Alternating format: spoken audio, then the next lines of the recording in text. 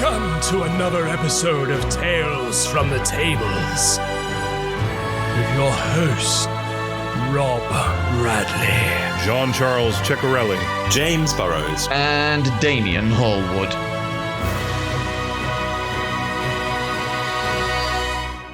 Hello everyone and welcome back to Tales from the Tables. This is your host, Rob Bradley, and I'm joined as always by my three co-hosts, James, Damien, and JC. Hey guys. Yo. Hey. Hello. What's up? Greetings. Yeah. Not much. Yeah. So we've sort of moved our podcast, I've realised, to Thursdays. We were sort of doing Tuesdays, but Tuesdays for a while, yeah. annoyingly, life gets in the way and we have to shift things around. So I feel like sort of Babies. asking you about your weekend seems a bit sort of rubbish. Although I really want to know about your weekends rather than your weeks, because I'm sure your weeks have just been like, well, I went to work, then I had some dinner, and then I went to bed. it's like okay. To be fair, those are my weekends. Frighteningly accurate, yeah. Those are weekends as well. All right. Pretty Okay, much. fine. Oh, Okay, in that gosh. case, I mean, tell me the most exciting thing that's happened to you since the weekend up to now. There we go. Mhm. Most exciting thing that's happened. It really stands out. We have seen a house that we would like to buy Oh, Whoa. wow. that will That's have pretty exciting. all the space we need, Yep. plus Cool. a playroom for the kids, plus an office for me, plus a bar. So, Whoa. AKA a playroom for Nice. Damien. Yeah. So pretty Cool. exciting. What can you put in the bar? Well, I'm gonna the bar in the house in question is currently a shrine to football, of which I have zero knowledge. Cool. So it will be if we do put in an offer and we do get the house, all obviously that has to happen first. But if then I will convert it into a tavern, a fantasy tavern. Nice. Now, I believe football is some sort of sports game I where think so. a ball is kicked with feet. It could be an That's my obscure, understanding. it could be an obscure illness of some kind as well. Yep. I mean, Well, to be fair, there is a te- moment where we kick it with our feet, but football is mostly done in hands. When you JC, yeah, you're right. talking about the wrong football. we Oh, can't take you no. seriously. I'll pretend to know all about it and pretend to be insulted and hurt and stuff, even though I don't care. Interestingly enough, if you think about it, a football is actually a D1. Yeah, Yeah. you always get the same It's a result. D1. Yeah, You it's a always- D1. It's a one. It's a one-sided dice. Or a poorly balanced like D100, right? Because of Yeah. all the Or a different D million. Or a D million. Yeah. It could be D million. Yeah, that's a good one. depending on the team, for sure. D Hey, I was going to infinity. say you could take the bar and do exactly what I'm doing with it. Make it your D&D shrine, because that's where I am currently recording and I run my games from, the top of a bar. Wow. in my home, in my childhood home. Very So cool. I've got all my D&D books around me. I've got the computers up on top of the bar, and then I'm awkwardly, for those of you not obviously seeing me and those of you listening, I'm awkwardly like resting on top of the bar, which is just a little too high. It's not quite a desk height, it's higher. So I'm like almost up to my chin, and I feel like a little kid. I'm like, "Hi everybody. We're going to talk about D&D today." Well, the beauty of it is, the thing we wanted was an office space dedicated for me, which would be my playroom, my D&D room, place to do podcasts Ooh. and run D&D games. Awesome. So I would kind of have both. I'd have both. I'd Yeah. have Yeah, a tavern nice. and a space for all of my stuff, which I have lots of stuff. That's The kind best of of both worlds. what I've got here, really. To be honest, like this is like just. I mean, it's a single room office, but I've got like a breakfast bar just there. That I sit and have my breakfast when I come in for work. I've got Nice. a TV here, my little dice station here where I make all my dice and stuff, and then I've got obviously all my computers here. And then if you look down, you've got all my flight sim stuff. Yeah, woo! Yeah, look at that. Hey, Dad, woo! Nerd. That's like Nerd. right there. Yeah, I And know. you Gundam on the wall behind you, which is excellent. Oh yeah, then Well, my Gundam stuff. Nice. Ugh. How about you, James? How's your space? Yeah, I mean, I'm in my living room, so I do have an office space that this summer I am determined to convert into a proper like themed D&D room. I'm going to Yeah, buy you a should. shit ton of pink foam, carve it into fake wooden beams, fake stone wall panels, get that all up. I just Nice. need to I just need to shift a load of old shit to two old IKEA desks that I no longer use. Greetings, fellow adventurers. Are you tired of using subpar tables for your epic tabletop quests? Absolutely. We need something that matches the grandeur of our adventures. Well, fear not, dear listeners. Allow us to introduce to you Robert Rose Carpentry. Established for 10 years as a specialist in crafting bespoke gaming tables that are as functional as they are beautiful. Built to precision, with custom add-ons and exclusive features. 100% sustainable and environmentally friendly. Every inch of their gaming tables are made from reclaimed wood, then crafted into a solid masterpiece that will last aeons. And here's the best part. As proud sponsors of Tales from the Tables, Robert Rose Carpentry are offering an exclusive 10% discount to all our listeners. Imagine the thrill of transforming your dining table into a custom-built gaming experience for you, your friends, and your family to enjoy time and time again. So don't wait any longer. Head over to www.robertrosecarpentry.com/tales from the tables and use the code ROLLDARK10 to claim your discount at checkout. Craftsmanship, adventure, and savings. What more could you ask for? Thanks to Robert Rose Carpentry for supporting our podcast and enhancing our gaming experiences. Absolutely. Now let's roll those dice and weave some epic tales. Indeed. Until the next time, adventurers. But yeah, so I intend to do all that. I've got some projectors that I have got set up so I can project like scenic pictures onto a couple of the walls. I've got 2 projectors, so I can do 2 walls. Nice. And I found a YouTube tutorial for making a LED-filled stone archway out of pink foam. Oh, that's Oh, cool. great. That's So cool. that That's carve runes into it. It's like they did it as like a Halloween decoration, but I was like, that would, if I could just make a thinner version of that, and I don't need it to go outside, so I don't need to fill it with rocks and cement and shit like they did. It's And great. I can stick it straight to a wall, and then I don't have to worry about all this other stuff. Oh, this is perfect. Yeah. That'd be it would be incredible. really good. That'd be so cool. So You guys- now, have you guys ever made your own terrain for your D&D games? Yes. yeah, Yeah? I've, yeah. You've done. I've scavenged for my own terrain. So at one point I had, I went outside and I got bits of moss to represent the bushes Sweet. and like little sticks and stuff, but never like actually built out. No, I'm terrible at arts and crafts. If you guys, I think you guys might remember a little while back, I had an encounter with a blue dragon in my home campaign, Yep. and I yep. built yeah. a series of floating platforms and used sort of foam, sort of cotton wool, like teddy bear stuffing, Yeah. all around the base of it, filled with LED lights that were programmed to flash to the sounds of thunder and lightning that were playing on an audio track. So Yeah. great. So great. So And incredible. I sent the video to you guys. It Mm. went down very well. Yeah, it went down very well. Yeah, it's You can class. program anything to can't those LED lights, right? Like you could do AC/DC's Thunderstruck to those. Yeah, LED absolutely. lights, Yep. right? Yes. That'd be Yeah, cool. nice. That would be cool. Yeah, I'd play that table, JC. Yeah, we got to get that happening. I would love to get a setup where you're running a sort of one shot or a longer adventure in a desert environment or in an Egyptian themed tomb or something like that, and they come across a sand trap and you have a literal sandbox and find a way to slowly add sand into the encounter round per round.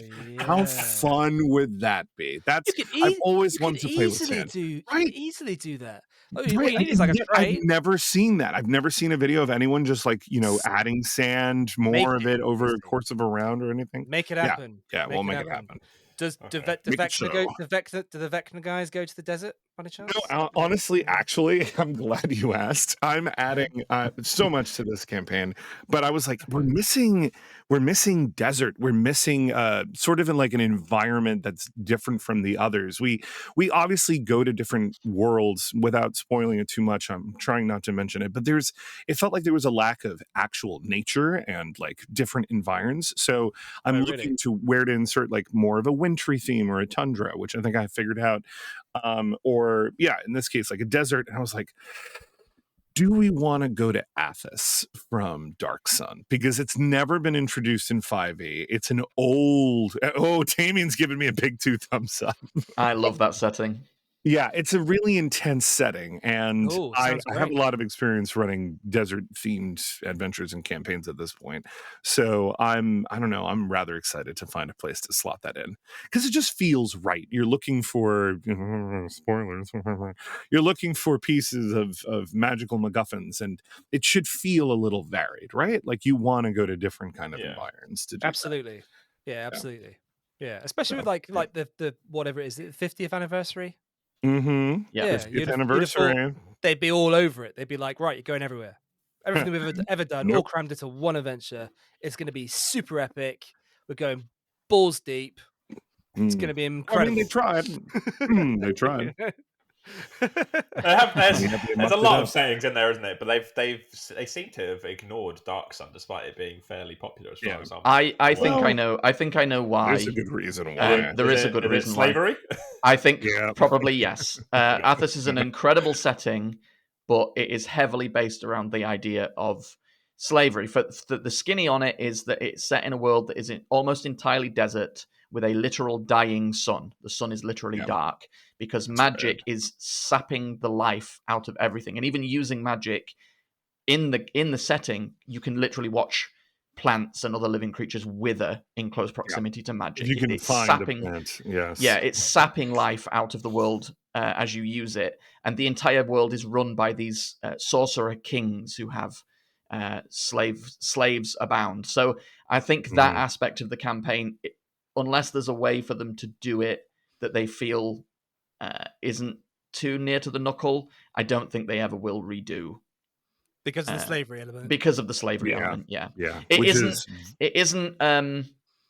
It isn't slavery from the perspective of a single species or single race or any one targeted form of slavery. It is a Right. broad slavery of anyone that isn't in a position to have riches and luxury.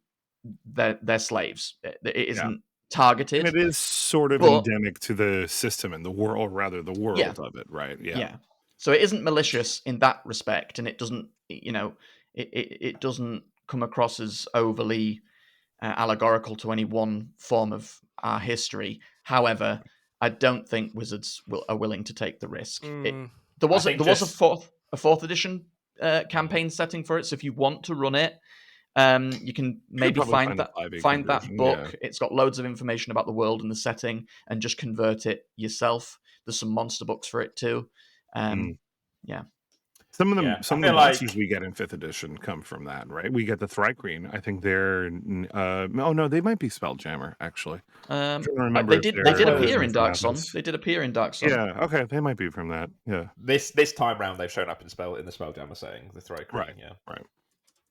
Sorry, James. you were Yeah, saying.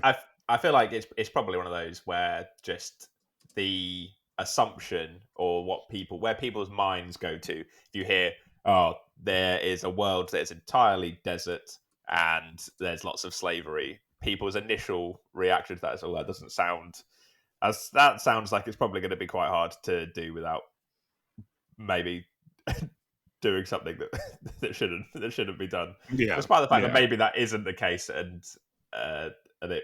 but yeah, I mean, can see if why, you're- as a business, they don't want to take the risk of Right. offending people in that way. With The- it. Yeah. A close analogy I can sort of pin to it that takes the sting out of it a little bit, I would hope, is that if you imagine a Phantom Menace, episode 1 of Star Wars, Anakin and his mother are slaves, but they're not. It's not slavery out of cruelty. They're simply owned by Watto. Watto. And they have the right to earn their freedom by making money and eventually buying their freedom. So it's that is the type of slavery that it deals with. It's that kind of it's an accepted lot in life, and only the cruelest of sorcerer kings would treat their slaves horrendously. So that's to put it in context on something that I imagine a good portion of our listening audience are aware of. That's the type of the thing you're dealing with in the setting. Correct. It's- And there are it's- ways to do it, I think, as Yeah. well, Definitely. without being insulting to anyone. Yeah, it's a contentious issue, isn't it? I think as long as you've got the the buy-in of your players, and they understand what it is that you're doing from a DM's perspective. Anyway, from the D&D perspective, that's a bit of a tricky one for them to kind of handle, because it's such a, no matter how you kind of package it, it can still offend and still upset people, because you just don't know what anyone's going through personally. Like, I mean, I don't know if you've seen the news recently about those people who've been captured by, they've been kidnapped due to crypto, and they've been locked away in these camps in northern China. Yeah. No, so there's these fake adverts have been online on Facebook and Instagram and all this kind of stuff, where you could like earn loads of money selling crypto, and basically. Oh, I've seen that. Yeah, but it's basically a job advert. But the job advert makes, basically they take you to China. So it's people traffic. They traffic you to China, and then imprison you in these office blocks, which are heavily guarded. Massive. No, sorry. You go to China. You don't go to China. You go to Thailand, and then you go across to Laos over the border, over the Thai border. So the Thai authorities are trying to stop it. They can't like get a handle on it, because they're massively corrupt.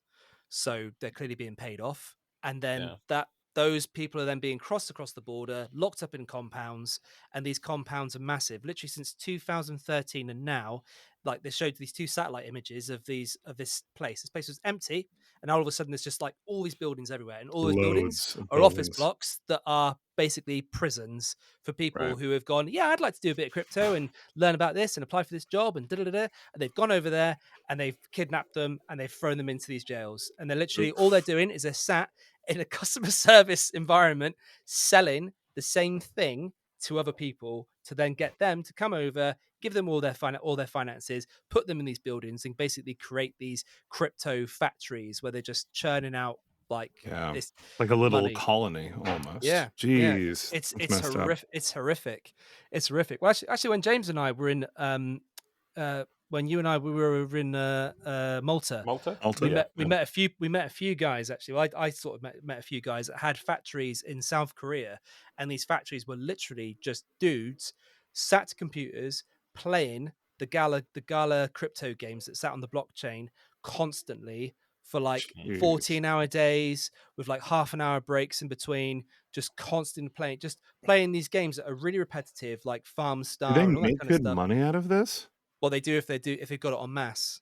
It's like because there's so many of them, they've got the infrastructure of how many employees they have. Basically, they're basically just they're just and because of where they're doing it, there's no legalization against it. It's all like, you can do what you want. So just it's just horrific.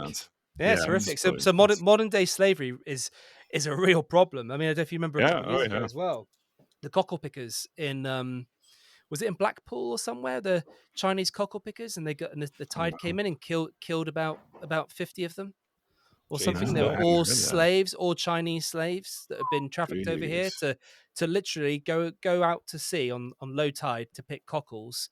But then the tide came in. They timed it really badly. This is like early in the morning, like 4 a.m. They timed it really badly. They all drowned when the tide came in. Oh, wow. And it only became like apparent and a big deal because they noticed it. And it was like, what the fuck is this? Yeah. It's 50 people drowned. Yeah. Yeah, it's loads of stuff like that happening. That makes guy, the Irish guy that got arrested with a truck full of people in it. All people trafficking, slaves. The Filipino family in London, in Knightsbridge, in a great big townhouse in Knightsbridge, escaped the house because they were slaves.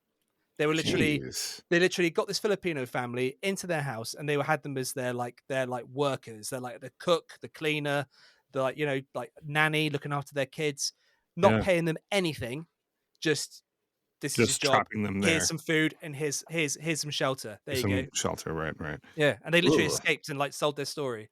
Yeah, and apparently it's like a massive industry. Yeah, you can see easily why Athos has never been touched.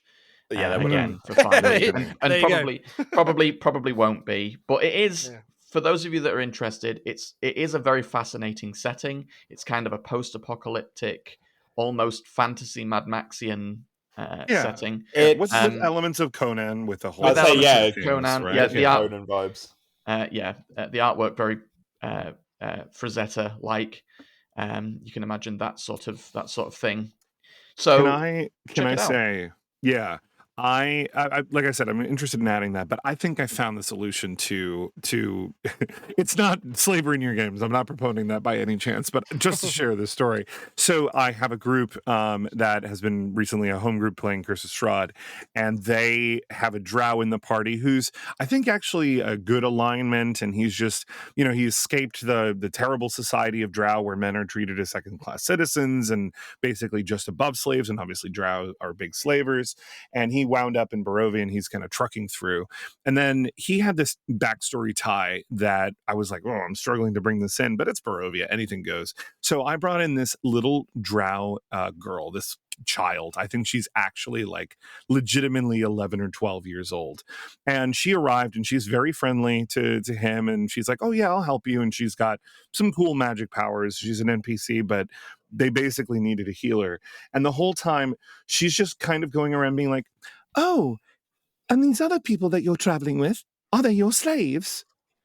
And the other drow's like, yes. And she's like, oh, great. Well, tell them that I need to be fed 3 times a day, and I'd like tea at this exact hour, and this and that. And she acts like a little princess, thinking that like he's commanding all of these other party members. And somehow, they found this extremely endearing. And every time she addresses one of the other party members in common, which she speaks well, she's like, oh, sorry, I don't mean to interrupt the thing that you're doing right now, slave, but do you think that you could fetch my tea? That would be amazing. Sort of that sort of vibe. And they loved it until, Barovia is a dangerous place. So she got kind of shelved off. But yeah, it was hilarious. I forget about Menza Baranzan and the drow, and that element flies very close to what Athos does on a grander scale. So I mean, maybe there is hope. Well, I mean, I think that's why we've never truly visited Menza Baranzan in any adventure. To be fair, I haven't played Out of the Abyss, and I think it makes an appearance there briefly. It does, yeah. But yep, that's the Forgotten Realms backstories. There's a lot of slaving societies. Yeah. They're everywhere. Yeah, it's intense. Damn slaves. But, yeah. Well, anyway. Owners. Damn slaves. How did we get into this topic? Oh, we were talking about sand, right? We were talking about sand. Yeah, sand got Pandora's us here. box. It's coarse and it's irritating and it gets everywhere. I can swerve us if you like, because there is a fair chunk of news to go through. We've had a big week for gaming with Gamescom and things like that. So there's a lot going on. First up, continuing the trend, we have a front cover artwork and layout for the Monster Manual. This is coming to us this time. We've talked about the bizarre places all of these exclusives are coming from. This time it's coming from IGN, is where you can see the full article. And it shows the full front cover for the Monster Manual and the back cover too. Mm-hmm. And the full, much like the Dungeon Master's Guide, we get the full layout. And I can also give you a quick read of the blurb on the back of the book too. I'm so excited to hear about this. For those that haven't seen it, it seems to be inspired by the 5th edition Monster Manual, i.e. it has a beholder front and center. Mm-hmm. This time it's pulled back a little bit. The beholder's much bigger. It has an appearance from huge. Yeah, it has an appearance from Minsk and Boo as well, standing on a kind of ruin with another character casting a spell, while below them it's the current the Blackstaff. It's the Blackstaff. Yeah, it's the current Blackstaff. With below them, there is a menagerie of creatures you can spot. You can spot what looks like an ogre. There's a displacer beast, a mimic chest, some orcs in the bottom left, a gelatinous cube just above them, a flaming skull flying in. So there's a lot going on. Jesus Christ, those two are fucked. Yeah, I'd be like, shit. This is like, and now it's the DM's turn. The Beholder is much more monstrous, I think, than the one on the 5th edition book. It has green glowing eyes and teeth like a shark, just in rows and rows and rows of teeth. So here we go. I do like this cover. My only criticism of it, Negative Ninny, here he is. My only criticism of it is I think it's just a little washed out. Yeah, I see what you mean. Actually, I think that with a bit of contrast, especially for those glowing eyes on the beholder, if the whole thing was just darkened, the shadows were a bit darker, those eyes would pop a bit brighter. Yeah, agreed. That's my only real criticism of the cover is it's a bit overall the contrast is a bit weak. I totally agree as well. There was something I didn't like about it, and I think that you have hit the nail on the head with what it is that I had an issue with. And it's just I don't know. It didn't stand out. Like the artwork is cool, and I really like it. But yeah, it just doesn't pop though. Yeah, I love the back. I love the back cover. Pops a lot nicer. This is in stark contrast to that. The contrast on this picture is great. So the back cover is like the Dungeon Master's Guide, has a piece of artwork designed to tell you which book it is, and boy does this one. And it's about it's about a 2/3 image, and it features a squeezed in menagerie of monsters that you will recognize, including what looks like a harpy. There's a mind flayer stroking an intellect devourer like Blofeld. There's a Nothic. There is an owlbear. There's a zombie. There's a gnoll. The only thing I don't recognize, maybe a demon that looks akin to how Surtur is depicted in modern Marvel. Yeah, he kind of looks like maybe a revisement of the Balor. Maybe. That's a goblin. What I would assume that is. Yeah. Myconid, a Modron, a hag front and center, and a big eye, which I can only assume is a dragon eye in bright green. Yeah. Although it seems to share the same green as the beholder, which is an interesting design. The Modron, choice. I think the Modron's interesting because it appears to have a human mouth. I didn't. Yes, it has this oddly uncanny valley lips. Yeah. They've leaned into the very fleshy mouth of the Modron, which is I like it, and I think this cover is great. My initial reaction was, I would have loved that as the front cover. But I think it perhaps would have been a bit too busy with all the text. Probably, over it. Those two guys up at the top they're not spectators. The little ones that float around, the miniature beholders. What are they? Oh God, I used them before. Gazers. I think they might be gazers. Yeah. This is really cool. The hag looks great. She's very maniacal with a grin, rubbing her hands together because she knows she's just secured a deal with you. He's got my nose. That's pretty good. So the artwork I like on the back even more than the front cover. I love that back cover. It's great. The blurb reads as follows. Interesting, there's no new monsters on either the front or back cover, it seems. So it says, this revised and expanded monster manual contains a horde of creatures for the 5th edition Dungeons & Dragons game, a monstrous menagerie of familiar favorites like dragons, giants, and mind flayers, plus a host of new monsters like the Arch Hag, the Blob of Annihilation, and the Vampire Warlock. That's all very exciting. I like all three of those names. Yep, that gets me excited. Arch Hag gets me excited. Yeah, populate your world. I'm gonna host a game and you're gonna play in it, and it's gonna have an Arch Hag in it, just so you can get your revenge. Just so I can scratch my chin for wondering what I can do on my turn, being like, so what can I do on my turn? I've said it before and I'll say it again. If I put a hag against my players who could duplicate herself across the entire map and then cast Hold Person each individually on a separate turn in initiative, my players would peace out and flip the table. Yeah. Is that something you came up with, or is that like a confirmed power that they have? that is how she behaves in Baldur's Gate 3 in reference to Rod's fair. struggles. Yeah, she can all cast Hold Person. They can I did not realize this. She TPK'd me without me getting a single shot off on one of my attempts. Oh wow! Just sneak up to her. She barely got a turn in. I think she got one reaction before she died. Yeah, I've totally forgotten I even have that game. You know, I'm like God, I'm like so over it. It's like there's freaking red caps as well that just like suddenly turn up. Yeah, they're brutal. It's like, who the fuck are they? Like, they're just like, I don't see any of them, and then like this like hammering away at us. I'm like, oh God, sod off! Kill this hag. Yeah. So head to IGN for the full article. It is once again a sort of brief interview talking about the design philosophy with Josh Herman, head of art for D&D. So he talks a little bit about the design philosophy behind it, including the fact that one of the poor souls in the front cover, who's currently enveloped by a large tentacle, that they say that could be you. This they- can they- be you. Yeah, they're not Fifth saying. Obviously, the two characters on the front are recognizable characters. The third is enveloped by a tentacle and looks like they're having a very bad day. And the design philosophy was we wanted players to imagine that could be them. I'd Okay, rather great. honestly be one of the other two.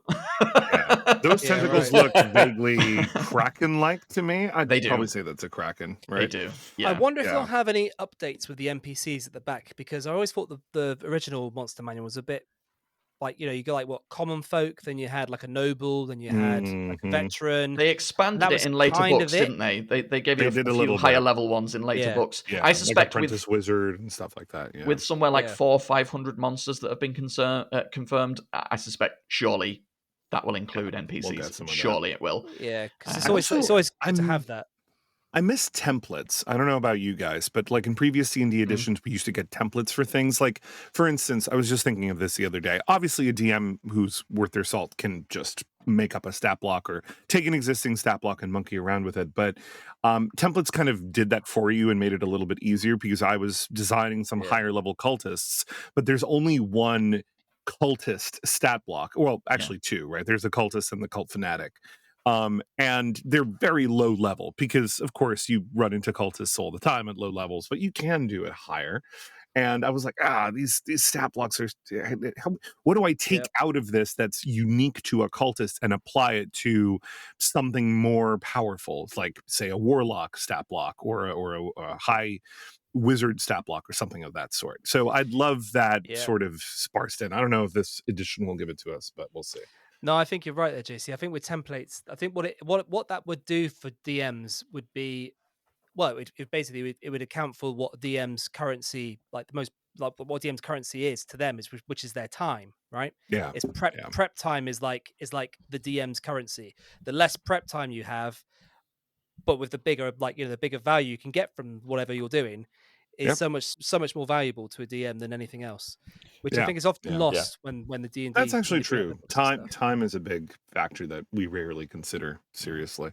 But yeah, I've said before, the 4th edition books had a great idea of having DC gated knowledge check information based on what you would know about the monster. I remember Players always ask what they would know about a monster, or whether they would know its weaknesses, or whether they know what type of creature it is based on like a nature check or an arcana check or similar. I get those questions all the time. I'm sure you guys do too. Same. And in the monster manual in 4th edition, which I often use because many of the monsters appear in that book, is a DC gated series of paragraphs that tell you if they roll low, this is what they would know. If they roll middle of the road, this is what they would know. If they roll super high, this is what they would know, plus everything below. Which is a great idea. Really great idea. I always loved that. And it doesn't stop you from doing that in 5th edition. It's just that edition kind of laid it out for you a little bit clearer. Yeah, again, So reducing, like, hey, new DMs, here's something that you can do, right? Reducing the prep time of reading through their entire bio, which it does have for most of the monsters, a solid bio, and parsing out which bits of that would be more difficult to know than others. It's just a quick reference. So please and thank you. That would be great. This book is still scheduled to be released in February next year, and pre-orders for all 3 books will be going up on D&D Beyond very soon. I think at the end of this month, even.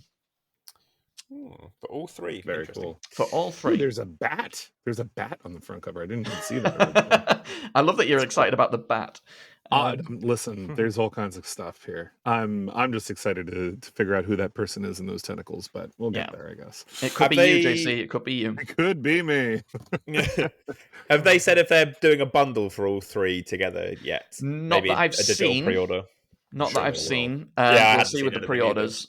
I would like to think so. They still haven't showed the limited edition covers for the Dungeon Master's Guide or the Monster Manual to accompany the Player's Handbook one. So I suspect that surely would come in a tasty 3-pack if once we get into next year. Surely, perhaps you'll be able to pre-order a combined pack ahead of the February release. I'm sure. It is a shame not to be able to stick something like that on a Christmas list. Right. But Just really quick before we move on from this, the last word on it. I can't believe I'm saying this, but I see, at least in the IGN graphics, a grammatical issue with the text on the really, back cover. There's a period missing at the end of a sentence. It's like the most obvious thing. The very last the last line here is populate your worlds and adventures with the hundreds of monsters provided, and let their stories, illustrations, and easy-to-use stat blocks fuel your D&D adventures for years to come. No period. Just years to come. And I'm like, come on, people. Just forever. Sorry. To be fair, this It got really nitpicky. I'm sorry. Is this a second or third book to come? Because we're getting the player's handbook first. Third. Yeah, they haven't started printing these yet. That'll be corrected. I imagine. This is the third book. This is the latest one, which is much to my chagrin, because I would have much preferred, if they're going to do this staggered release, I would have much preferred this book be second and the Dungeon Master's Guide be third. Yeah. What do you mean, Damien? You don't want 3/4 of a year to wait for your monster manual? I mean, not really. It's a tall ask not to have any monsters for months on end. For your brand new players, but it's bizarre. It's bizarre, isn't it? Like, to do it in a staggered way. Like, they really do these people even play D&D? Well, I've said before, I think they bit off a little bit more than they could chew, given the scope of these books, and to get it out for the 50th anniversary, they've decided to focus on one book at a time, primarily with sort of pre-production on the others, and then step into full production once the other one's finalized, just to get it out for this year. Because if they left it, I suspect they would have had to have pushed it into early next year for a full 3-book release, and that's not ideal when you've got an anniversary year. That's my theory. That's my theory on why. So the only thing I can think that makes any sense is they just, because these books are huge. There's 300-400 page books each. Sure. With loads of art, loads of assets, trying to avoid AI, although that came up again recently for poor Wizards of the Coast. They pretty much said, it's not on my news list, but they pretty much said that because they were hiring for an AI expert, and said that it's for video games, so it doesn't really matter. Right, of course. I think in their defense, what they said they were using the AI for in the video games is sort of essentially what every other video games company is using it for at the moment already. I think it's just come back to bite them in the arse, them having previously lied, and now people are just jumping at every chance to put the boot in when it comes to them seemingly going back on their word. And to be fair, all right, put the boot in. If it keeps them from like taking the AI thing too far rather than using it in sensible ways, maybe it will balance itself out and it's fine. It goes back to that thing I said a moment ago about time. Like, if they've got like a landscape in a gaming world where they need to populate, forests and rivers and like, lakes and just like, bundles of woods and stuff in different areas, and maybe like little non-generic towns and villages, and there's one or two people or three people working on that, and that's going to take them 6 months to populate that world with all that stuff in there. But if they use AI, it's going to take them a week. Yeah. Like, do you know what I mean? Do you care if it means that your game's going to be released sooner and it's going to be as good as if it has those things have been implemented by there is a computer rather than a person? There's some really exciting AI stuff that they are talking about in video games, like improving NPCs. Oh yeah, giving them the ability to actively communicate with you based on a series of parameters. Rather than have stock lines. That's an interesting idea. If especially it Grand works, Theft Auto would be amazing. Yeah, someone did that with Skyrim. It's wild what you see on YouTube, like what they're doing with AI in Skyrim right now. Like the NPCs that you can talk to through your microphone, and the AI program in the voice of the original voice actors will produce a verbal response, which is just wild. That's where things will get tricky.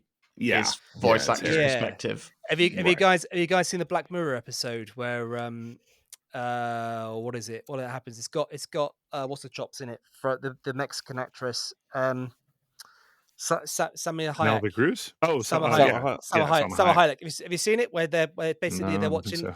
So it's a really good episode. I feel like I will have done, but there's yeah. a girl. She's a publisher. She's from Schitt's, the actress from Schitt's Creek who's in it. She's a publisher and she's working for a publishing company. And she gets fired, and then when she gets home, she puts on like the version of Netflix, and there's her life being played out for her. Exactly the same, Ooh. the scenario that just happened in her work where she got fired, and the person who's playing her is Salma Hayek. Salma Hayek. Salma Hayek, sorry. And then it's a really, really interesting episode because it basically goes off the back of why all the actors went on strike because of their images being used as AI. Yeah. And also you got Scarlett Johansson who's suing ChatGPT as well, haven't you? Yep. For the like Got- voice. They're using her Yeah, voice. I said that was fucking her voice when I heard it. I was like, that's her voice. That's Scarlett Yeah, Johansson. because of Yeah. her, right? Yeah, because of her. Yeah, because of that, and because of that like film, her. Yeah. and the whole time I'm just sitting here in my corner being like, does nobody see the irony of this? Does nobody see that they're like, the whole point of her was that this is weird and we shouldn't be doing this. Yeah, How are we using her voice? And she, rightfully so, was suing It's a because lot of lonely she men out asked there, not though. to.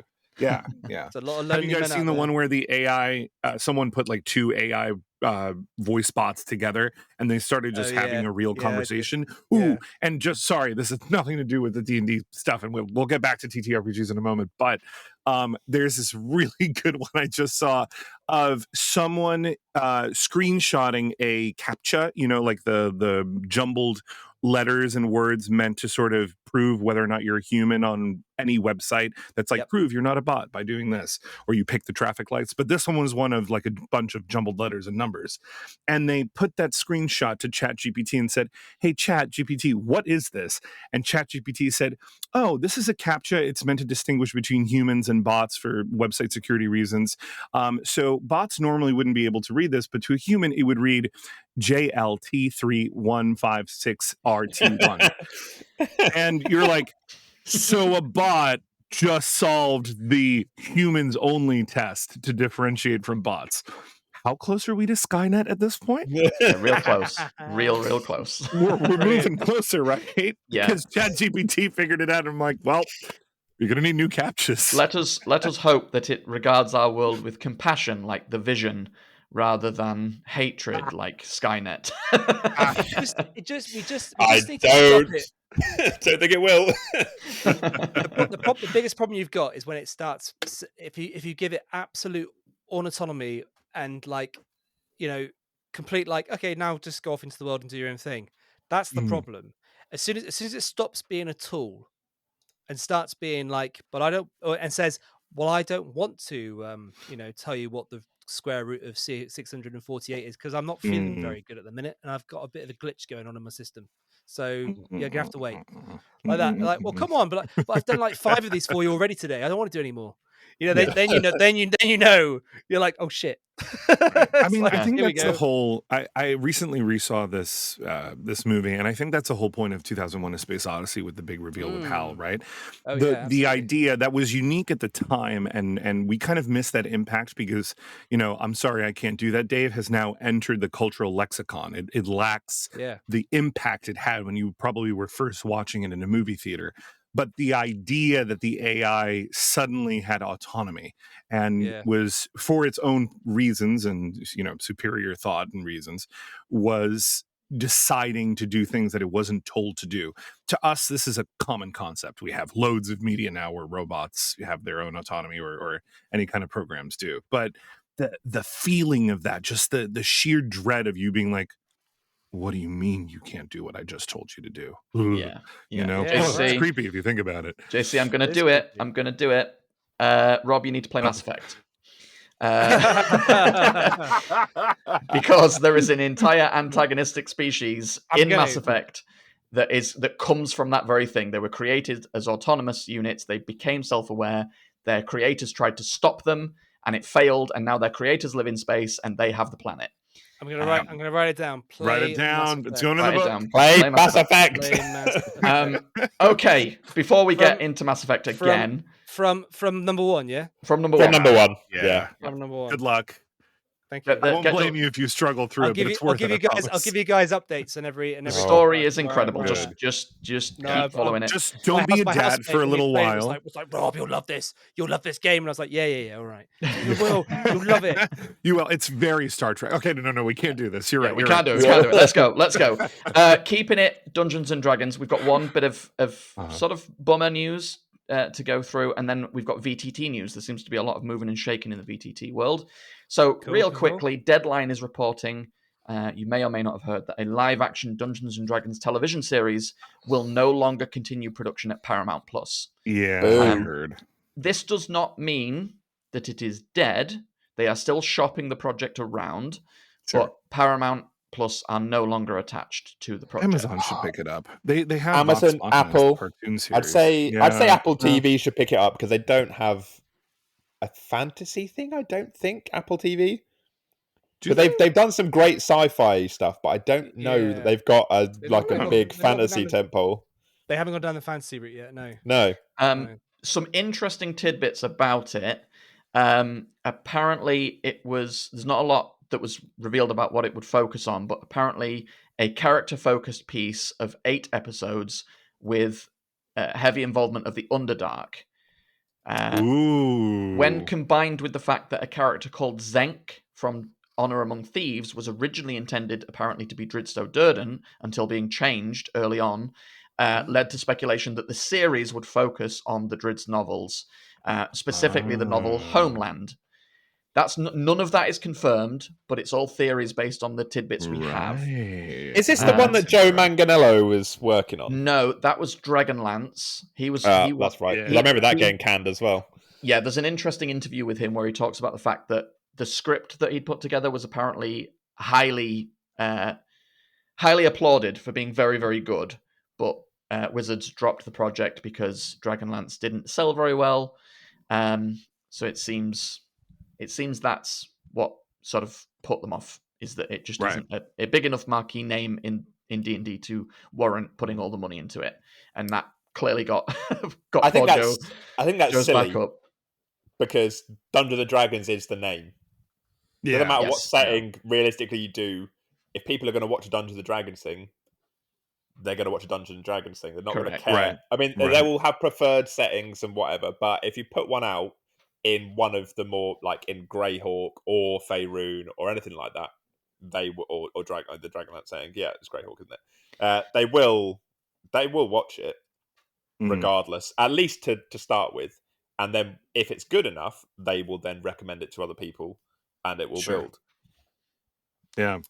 Like Game of Thrones, like people outside fantasy didn't know what Game of Thrones was till the TV series came out. I mean, and it goes to show that you can, I mean, fantasy being such a niche genre, quote unquote, but like if you just put good production value behind anything, people will watch it, you know, like in droves. Game of Thrones dominated the TV scene for years, right? Well into its run. But honestly, I'm always surprised by the amount of things out there that kind of skirt the line very closely to D&D without truly saying it's D&D, but they're very close. And like certain monsters, you're like, oh, that's such a traditional D&D monster. Yeah. I mean, it happens with even big things like Pixar with oh my god, I keep wanting to say Upwards, but it's not. It's Onwards. It's a great film. I really liked it. Fantastic film, and it's absolutely a love letter to D&D. It's just thinly veiled. There's a gelatinous cube, there's a dragon, there's a quest, there's all kinds of creatures. And the one I've been recently watching, which I don't know that I mentioned yet, is Delicious in Dungeon. Have you guys heard about this or seen this? Yeah, you were talking about only because someone messaged me about it, yeah. It's hilarious, and it's deep, but it's also very clearly like it's a great take on Waterdeep Dungeon of the Mad Mage. That's exactly what this is. That's exactly that module, but with a lot of cooking in it. It's great. That's cool. That's cool. I think I think a lot of like TV shows have literally got their inspiration from D&D. Like I remember watching The Walking Dead and being like, he's a paladin, he's a ranger, he's a cleric, she's a sorcerer. She's the, like totally, and then lo and behold, they met this guy called Eugene, and he started saying like all these references to D&D, like initiative, like who's taking the initiative, who's Yeah. like we need to re-roll for this. Nerds. It's like, and I was like, this is definitely D&D. Like, it's like, it Well, I just mean, felt the like people it in so much. creative power at all these studios now, and the writers and everything for it are of the age that they grew up in the 80s, right, playing these tabletop games, and they're the nerds. So yeah. It's a cultural renaissance for D&D right now, or any TTRPG, any fantasy. Well, So, the last word on this is that the creator, Rawson Marshall Thurber of Red Notice, Easy A, Dodgeball, A True Underdog Story, and showrunner Drew Crivello of The Grudge 2 and We Crashed are still attached to the project. It will be repackaged, updated, and shopped around for distributors. The Grudge 2 has got one of the. I'm pretty sure it's The Grudge 2 has got one of the scene that as a young teenager who probably shouldn't have been watching The Grudge 2 scared the shit out of me. I don't think I've ever seen seen it. Which bit is it? It's like so there's obviously I know that the monster's got a name, but the like long-haired. The Babadook, is that it? Oh The god, no. Babadook? No, that's a separate movie. No, but it's essentially like a Babadook, blue-faced woman with like long, straight black hair, and Right. someone gets into bed to hide from it, and then Oh, they look underneath the see covers. it creeping underneath the covers, and then they lift up the covers, and then it like there's a jump scare when it comes out. Yeah, which yeah. Mm. I assumed that beds were safe places. No. So Yeah. as That's someone, in the I've seen the Japanese one of The Grudge, and that's in that. Where she I has heard that the one is the superior. little face is looking up at her like that. She's like, Yeah. ah!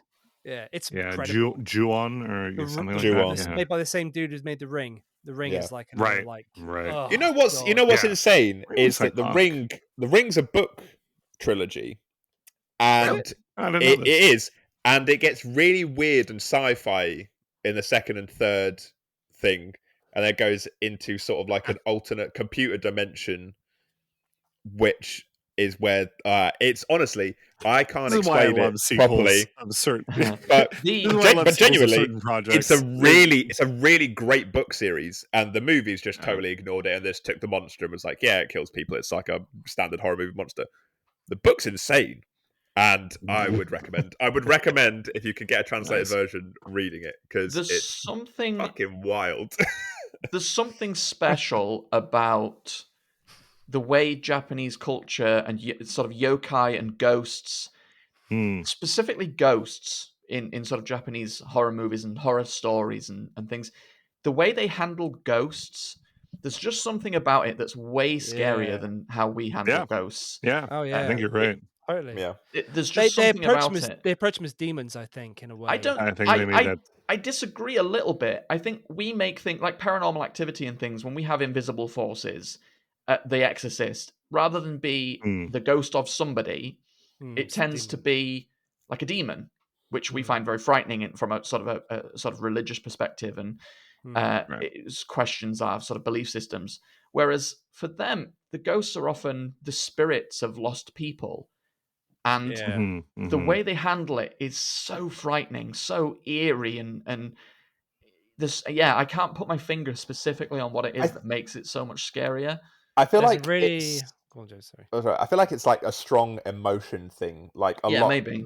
It's like they're like their ghosts are based on like something like an incredibly strong sense of rage or injustice or something like or loss, whereas ours they tend to maybe have like a little tamer. And I feel like in a lot of Western horrors, ghosts can be placated by fulfilling whatever unfinished business they have, whereas there is nothing you can do about, so the thing in The Grudge, for example, it's this rage that's manifested into a spirit that is then taken on the bodies of the people who were killed in that rage. Yeah, and there's no way to quiet that rage down. It's too strong an emotion. There's nothing you can do to placate that. It's done. I know this is so off base, but all of this conversation now really makes me want to see a Ghostbusters style anime. I don't know why, but like I want like a slightly like a still comical take, but using very traditional Chinese Yeah. and Japanese and other cultures of Pretty sick. that area sort of spirits and ghosts, where it's not just you can't suck it into the box. Like you need to solve the problem first and figure out where Yeah. it's coming Yeah. from. It That I was don't just know. great. That'd be cool, right? No, it that would be just cool. raises the ugly head of the still being no Ghostbusters TTRPG, Yeah, right. which just still hurts as much Damien, write as it. much as Mass Just- Effect does. I know I said this before, but it's like one of the cheapest IPs out there. Like know. you could definitely do it. I've Someone could had definitely buy it thoughts. and do I've it. had ideas. Hmm. We'll look Let's into it. Shall I see how much it costs? yeah, absolutely, yeah. Look. I won't get a new house. I'll just Pay for the license for Yeah. Ghostbusters RPG. But then let's you'll while pay you're for the doing that, house I'll with zip that. onto this bit of Yes, VTT let's get news to the news. because it's quite interesting, and there seems to be some potentially tangentially or maybe not so tangentially related to news pieces here. So the first one is that Roll20 have acquired Demiplane. I heard about this. Very, very interesting. So Demiplane, I've never used it myself, but I've seen a lot of it. It's sort of a D&D Beyond equivalent, but for non-D&D games. And some of the ones you may have seen adverts for are specifically Vampire the Masquerade, Alien, the RPG. It also has Marvel Multiverse. It has Okay. Daggerheart. It has Avatar Legends, Starfinder 2nd Edition, which is in it's sort of coming soon to it. So they're dedicated. That's a huge partnership. Yeah, it is. It's massive because, you just take a look down that list of names there. You've got Pathfinder, you've got Alien, you've got Vampire the Masquerade, you've got Marvel. Dedicated VTTs for those games that are sort of growing in popularity more and more and more year on year, with the exception of maybe Vampire, which has always been huge. That's a massive get. I don't know yet just how much of an impact it's going to have on the differing styles of the two VTTs, whether there will be any or whether they're just going to use it as sort of an arm of the business. But it's a massive get, especially for anyone who is already subscribed to Roll20, which I would argue is probably the sort of bigger and more recognizable name in the VTT space, although Demiplane has its position for sure. So it's very interesting. It's a big old one, and I'd be interested to see whether it does have an effect on your subscription to Roll20, whether they're going to differentiate it or whether it'll just fold into your subscription. Sorry, what subscription to Roll20? Yeah, just it's only a matter of time, GC. It's just only a me. matter of time. It's just me. So yeah, that's a massive piece of news. It remains to be seen how much of an impact that's going to have, but it excites me because many of those games I love. I love the Alien RPG. I love Vampire the Masquerade. I've long wanted to run Marvel because we've said before, I'm a big Marvel head. So very exciting to see where that goes. A potentially tangentially related piece of information is that Fantasy Grounds has hired Adam Bradford, who was as Chief Development Officer for Fantasy Grounds. Now, he was one of the founders of D&D Beyond before leaving to join Demiplane, and is now hired by Fantasy Grounds to be their Chief Development Officer to make improvements to that. So these two pieces of information have happened very close together. I do not know if there is any correlation between the two or whether it's just happenstance. But yes, this chat. There's a whole article. I'm looking at the article on EN World, and there's a whole interview about the acquisition of Adam. Clearly has a great deal of stock in the industry, a great deal of experience. So will probably bring a lot to the table for Smiteworks and Fantasy Grounds. So big news for them. It looks like Fantasy Grounds is going to get some upgrades off the back of this. Yeah, I mean, I can throw in a very, very quick VTT update. Foundry got a new stable release. We're on V12, and they have released something called Ember, which is a role-playing campaign and setting with groundbreaking digital features from the creators of Foundry VTT. There's a Kickstarter that's going live with this, and it looks very, very fluid and awesome. So it's a good day to be in the digital TTRPG space. I guess. It really is. Yeah, huge. It looks like Jumpgate for Roll20 is steaming ahead with open beta for pro members, and they're making a lot of improvements and getting a lot of good feedback on that. So all around the table, the virtual table, It seems they're all making improvements and making our lives as virtual players much better. The Very cool. final little bit to cover is it looks like PaizoCon Online 2024 happened. So anybody that's a big fan of both Pathfinder and Starfinder, there was loads of information coming out of this for that. Probably one of the biggest pieces is that Starfinder 2nd edition is incoming and is designed to align with the rules update of Pathfinder 2nd edition. There's an image of the cover for the Starfinder 2nd edition playtest rulebook, which is very cool and has exactly the thing I wanted from the monster manual, because it's got all monsters on the front of it, and it's a high contrast image. The magic and the lasers are extremely poppy against a much darker background. If they could take this sort of color theory from this book and apply it to that monster manual cover, it would be perfect. Nice. Really great contrast on the front of this book, and the image also has a red spine, just like the new D&D books, which is interesting. I also noticed, just out of happenstance on that note, when I was looking at my D&D books, they have a black spine with the red D&D logo creeping down from the top on the spine, and they've just flipped those colors, so it's now a black creeping D&D logo with the red as the full color, which is there you go. Small anecdote there. There is also information about Pathfinder as well. It looks like Pathfinder is getting a big new meta called War of Immortals, which will have a whole raft of new books coming across 2024 into 2025. There's too many probably to mention here, but if you look up War of Immortals for Pathfinder and PaizoCon, there's a raft of books from new player options to dedicated adventures, all centered around this sort of meta event that's taking place in Pathfinder. So if you're a Pathfinder fan, worth looking into that for some new books coming your way very soon. Very cool. Nice. Yeah. I'm going to throw out a teaser because we only just, figured this out.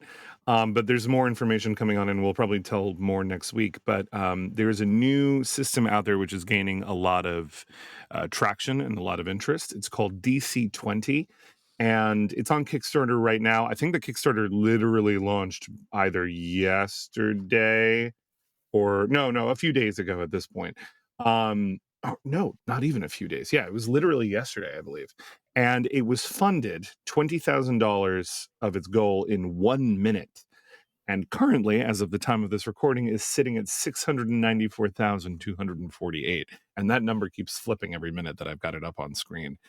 This has been gaining a lot of interest because it's kind of backed by a lot of big YouTuber D&D names, Bob the World Builder, D&D Shorts, a bunch of other folks. Mr. Rex have all been talking about it. They're all partnered up with this. So, and it seems like a really interesting system, and people are calling it the sort of evolution that D&D 5.5 or, D&D 1 or 1D&D was supposed to be. So more info on that next week, I guess. As the story and also, very quickly, the Humble Bundle that is out this week is Delta Green. So if you like your Cthulhu and you like your X-Files stuff, go ahead and try and get your hands on the Delta Green books, because they are all extremely cheap, and there is a ton of them in the Humble Bundle.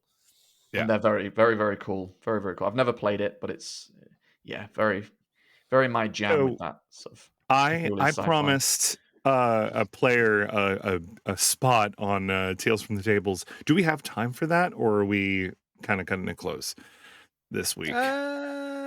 As in, what do you mean? I'll abbreviate. I can do maybe a minute. Yeah. I mean, we're totally fine. By the way, I've just looked into the Ghostbusters IP. Oh yeah, yeah. So just quickly, depending on the size of the project, so if it's a small to medium scale project, it can be anywhere between $20,000 to $50,000. A large scale project would be upfront cost of $100,000. They would take royalties between, for a low end, between 5 to 8% on gross or net sales, and the high end between 10 to 15% of gross net sales. Additional costs would be so the IP holder may require us basically to spend a certain amount on marketing to ensure that the brand is represented well. So that could very well fall into the sort of the cost as well. And then they'll have like approval fees, minimum guarantees, all that kind of stuff. And then it's about a total estimated cost of around $120,000. That's actually not bad.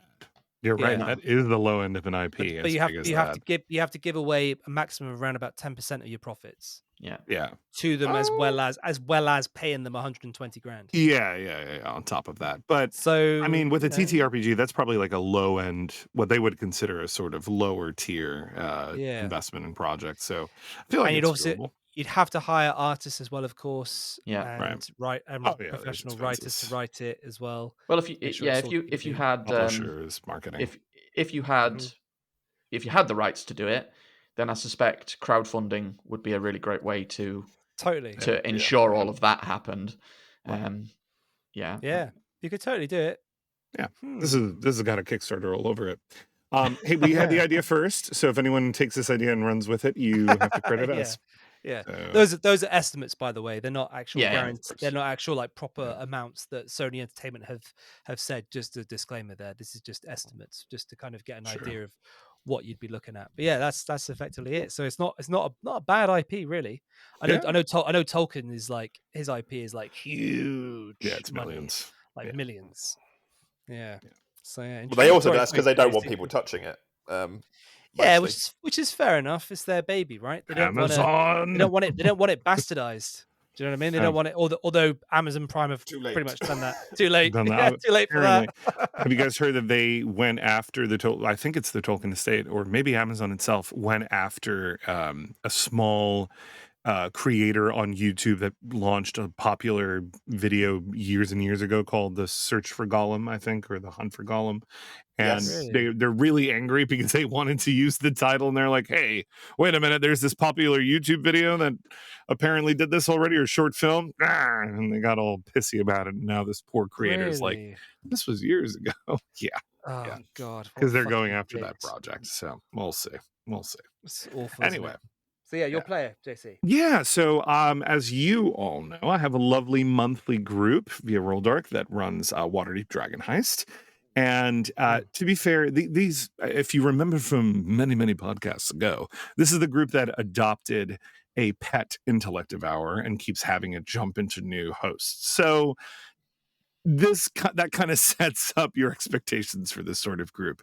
And to be fair, Waterdeep Dragon Heist is meant to be sort of a lower stakes, more fun campaign. Yes, there are villains running around the city, but ultimately you're after a big treasure hoard, and you're having run-ins with criminals. So this is the perfect sort of campaign for it. But my God, they can't stay on track no matter what they try.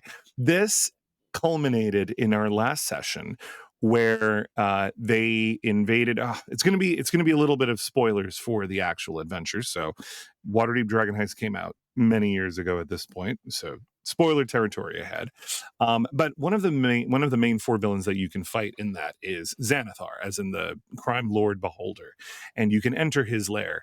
And he's got a little area of prisons, which I sort of repurposed. The party had this great plan, excellent plan, of coming in through the sewers. They found a couple of bugbear guards that were branded with the Xanathar's tattoo. One of the players sort of started negotiating with this bugbear rather than fighting it, trying to convince him that he was actually there to see the boss on guild business. So that one bugbear ran off, and then they jumped the second one and had their pet intellect devourer jump into his brain. So now they've got a branded, very loyal bugbear, technically or an intellect devourer masquerading as a bugbear on their side and vouching for them. So they were escorted in, and then they kind of pulled a Star Wars Chewbacca scenario where they pretended to be arrested and got inside the lair that way and into prisons. But obviously their pet intellect devourer had the keys to those locks, because that's what the bugbear was wearing when they found him. So it was all well set up. But this culminated in a moment where I was like, okay, all right, this is going sort of according to plan. They're probably going to meet with the Xanathar soon. They're going to try and figure out where the MacGuffin is that they're looking for. And I had an idea to sort of tease a person's backstory. One of the prisoners that was sharing these cells with them was actually a very influential and powerful figure from one of the other players' backgrounds. Specifically, the one player that wasn't there, or their character wasn't there at that particular moment.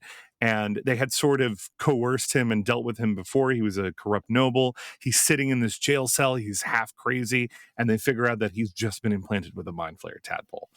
And the best, this is where it got really funny towards the very end. He's in the cell. He's going like, oh, you're all, I gave him a sort of Varys voice from Game of Thrones. So it was like, oh, you're all screwed now, my lords. You know, that sort of vibe. And he's like, oh, don't worry. I'll get out of here soon enough. And then Rowan, all of you will pay.